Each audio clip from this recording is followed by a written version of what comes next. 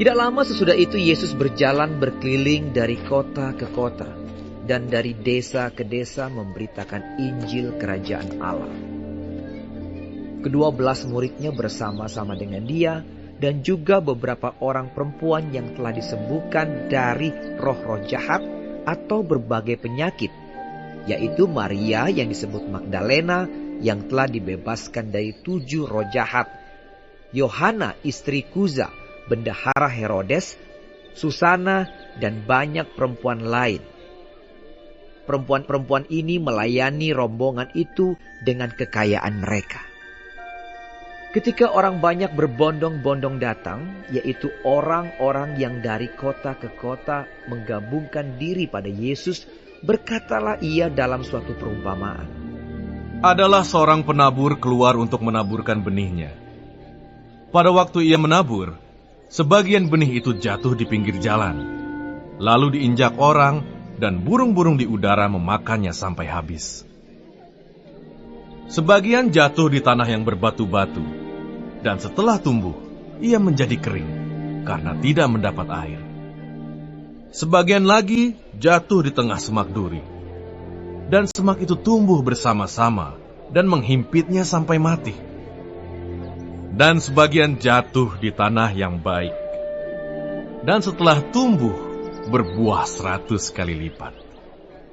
Setelah berkata demikian, Yesus berseru, Siapa mempunyai telinga untuk mendengar, hendaklah ia mendengar. Murid-muridnya bertanya kepadanya apa maksud perumpamaan itu. Lalu ia menjawab, Kepadamu diberi karunia untuk mengetahui rahasia kerajaan Allah. Tetapi kepada orang-orang lain, hal itu diberitakan dalam perumpamaan, supaya sekalipun memandang, mereka tidak melihat, dan sekalipun mendengar, mereka tidak mengerti. Inilah arti perumpamaan itu. Benih itu ialah firman Allah. Yang jatuh di pinggir jalan itu ialah orang yang telah mendengarnya. Kemudian datanglah iblis, lalu mengambil firman itu dari dalam hati mereka, supaya mereka jangan percaya dan diselamatkan. Yang jatuh di tanah yang berbatu-batu itu ialah orang yang setelah mendengar firman itu, menerimanya dengan gembira. Tetapi mereka itu tidak berakar. Mereka percaya sebentar saja, dan dalam masa pencobaan, mereka murtad.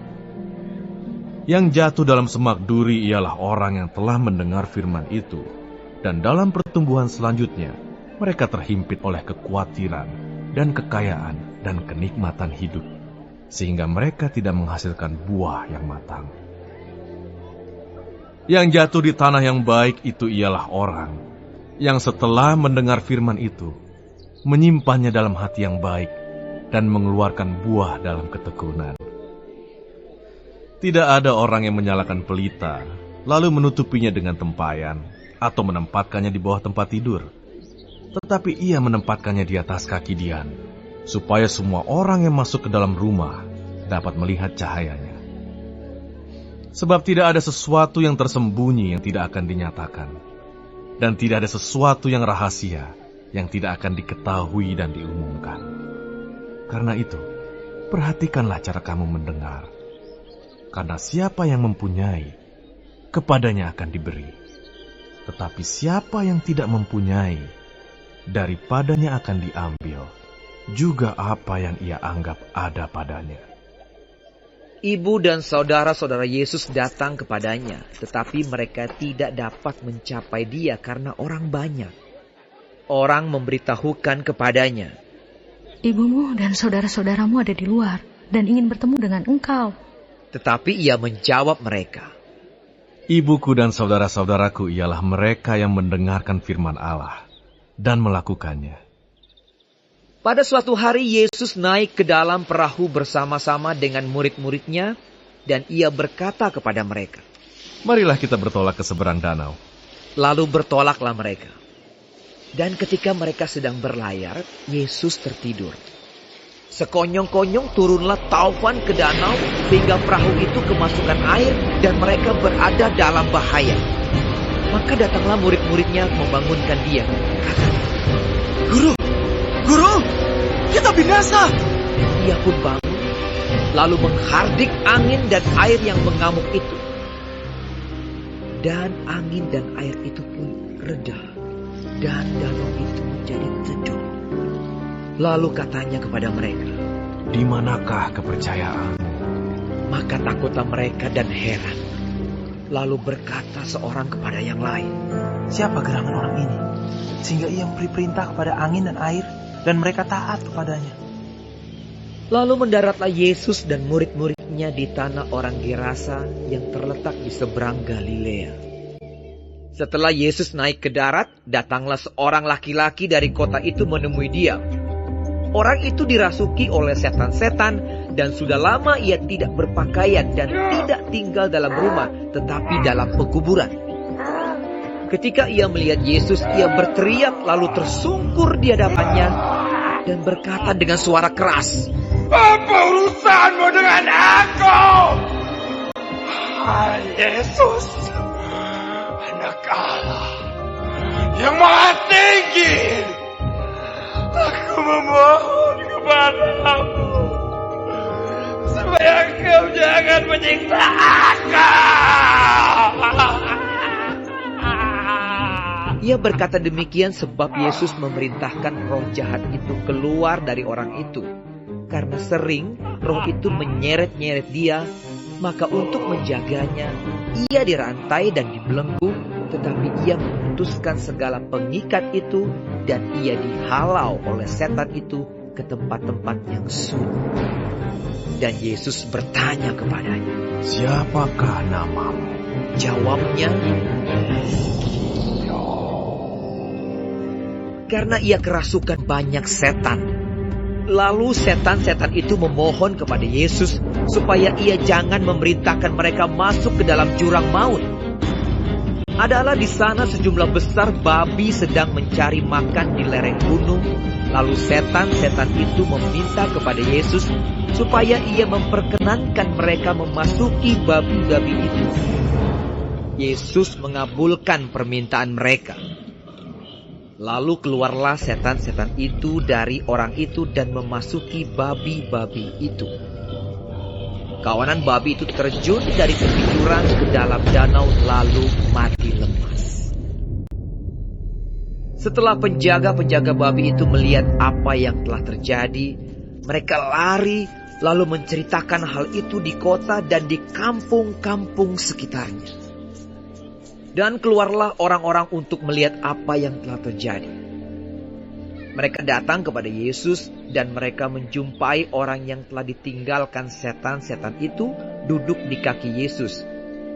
Ia telah berpakaian dan sudah waras. Maka takutlah mereka.